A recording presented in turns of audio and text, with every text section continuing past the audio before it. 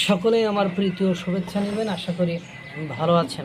আমি আপনাদেরকে প্রায় বলি, এর জয়শঙ্কর কোনো জায়গায় যাবেন আর সেখানে জয় করবেন না, সেখানে জয় না করে ফিরে আসবেন, এরকম ঘটনা খুব রেয়ার কেস। কারণ এস জয়শঙ্কর এমন একজন কূটনীতিক যাকে এখন টপেস্ট অর্থাৎ সেরাদের সেরা হিসেবে বিবেচনা করা হয়। আপনারা জানেন এস জয়শঙ্কর মস্কোতে গেছিল, এখনও হয়তো আছেন। কালকে ভ্লাদিমির পুতিন তার সাথে সাক্ষাৎ হয়েছে। সার এবং জ্বালানি সরবরাহ অবিচ্ছিন্ন রাখবে বা ধারাবাহিকভাবে চালিয়ে যাবে, এই ঘোষণা দিয়েছে। আপনারা সেটা জানেন। এর মধ্যেই দেখেন আমেরিকা কি করেছে, যেখানে এস জয়শঙ্কর ওখানে আছে বা ওখান থেকে চলে আসছে, তাদের সাথে একটা মিটিং হয়েছে। আপনারা জানেন ইতিমধ্যে ভারত এবং মার্কিন যুক্তরাষ্ট্র কী খেলাটা নাই খেলছে। পূর্ব ঘোষণা ছাড়াই সিআইএ প্রধানের আকস্মিক মস্কো সফর রহস্য।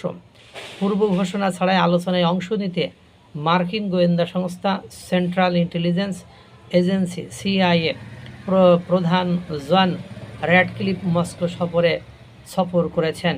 বিবিসির মার্কিন সহযোগী সংবাদ মাধ্যম সিবিএসের তথ্য অনুযায়ী মঙ্গলবার দিনের শুরুর আগে রাশিয়ার রাজধানীতে পৌঁছান সিআইএ পরিচালক জন র্যাডক্লিফ।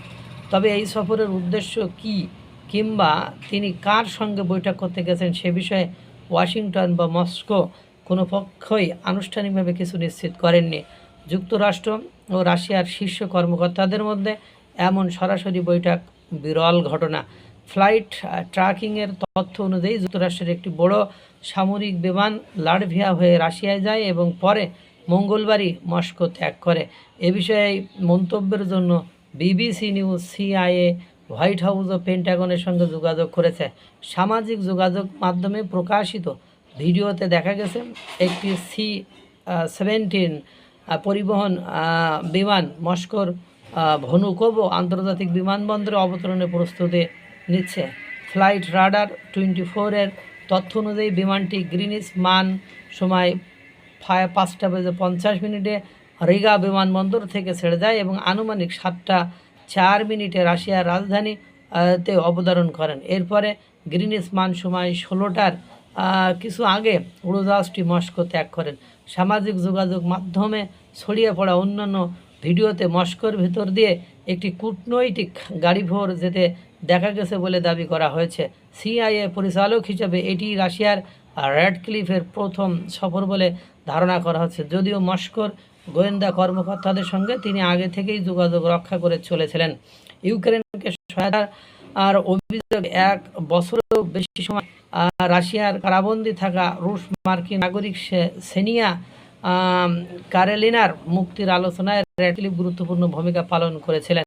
2024 সালে রাশিয়ার সঙ্গে হয় এক বন্দি বিনিময় চুক্তিতে সিআইএ যুক্ত ছিল। ওই চুক্তির আওতায় ওয়াল স্ট্রিট জার্নালের সাংবাদিক ইভান গার্শকোভিচ, সাবেক মার্কিন মেরিন সদস্য পল হুইলান ও রুশ মার্কিন সাংবাদিক আলসু কুরমাশেভা মুক্তি পান। 2022 সালে ইউক্রেনে সর্বাত্মক সামরিক অভিযান শুরু করার পর থেকেই যুক্তরাষ্ট্রের সঙ্গে রাশিয়ার সম্পর্ক টানাপোড়েন চলছে। তখন থেকে আন্তর্জাতিক অঙ্গনে রাশিয়া অনেকটাই বিচ্ছিন্ন ও নানামুখী আন্তর্জাতিক অর্থনৈতিক নিষেধাজ্ঞার মুখে। মার্কিন প্রেসিডেন্ট ডোনাল্ড ট্রাম্পের দ্বিতীয় মেয়াদে রাশিয়া সফর করা মার্কিন কর্মকর্তাদের মধ্যে র্যাডক্লিফই সম্ভবত সবচেয়ে উচ্চপদস্থ কর্মকর্তা।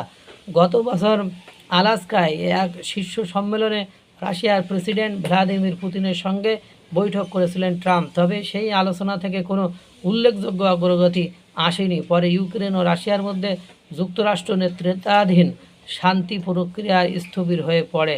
এখন দেখেন এস জয়শঙ্কর ওদিকে রাশিয়ার মস্কোতে, এদিকে আবার মার্কিন যুক্তরাষ্ট্রের সিআই প্রধান হঠাৎ মস্কোতে। দিল্লি কা লাড্ডু খাইলেও পস্তাবেন, না খাইলেও পস্তাবেন। দেখতে থাকুন ঘটনা কোন জায়গা থেকে কোন দিকে যায়। মহান সৃষ্টিকর্তা সকলকে ভালো রাখুক, সুস্থ রাখুক।